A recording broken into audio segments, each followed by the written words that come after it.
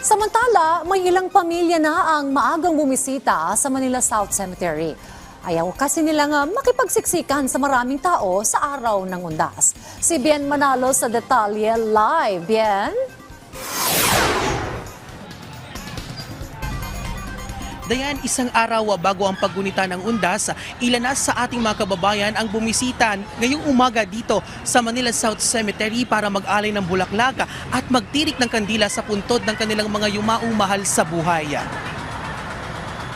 Tulad na lamang ni Claire Labuanan na nagmula pa sa kanyang trabaho sa Santa Rosa City, Laguna. Ilang taon nang hindi nabibisita ni Claire ang puntod ng kanyang ina na 3 dekada nang nakahimlay dito sa Manila South Cemetery. Mas pinili niya ang maagang magpunta para iwas na rin sa dagsa ng mga tao bukas sa mismong araw ng undas. Kasi ang daming tao, mahirap hanapin yung patay namin. Baka lalo akong maligaw. Wala akong kasama.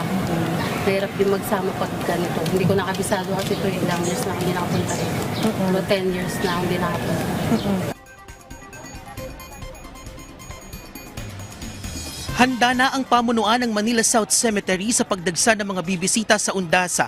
Inaasahan kasi nila na mas marami ang dadalaw ngayong taon sa sementeryo kumpara noong nakaraang taon na aabot sa 500 hanggang 800,000 individual. May lawak na 25 hectares ang Manila South Cemetery at pangalawa sa pinakamalaking pampublikong sementeryo sa buong Metro Manila.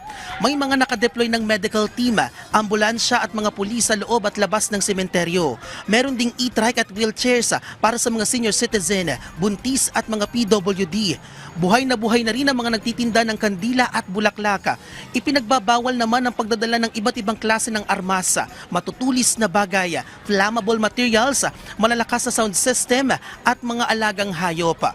Dayan, handang-handa na rin ang Manila Police District. Katunayan, mahigit 1,000 pulis ang ide-deploy para matiyak ang seguridad at kaayusan dito sa Manila South Cemetery.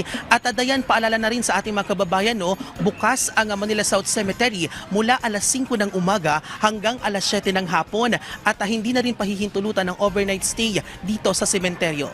At yan muna ang pinakahuling update dito sa Manila South Cemetery. Balik sa iyo, Dayan.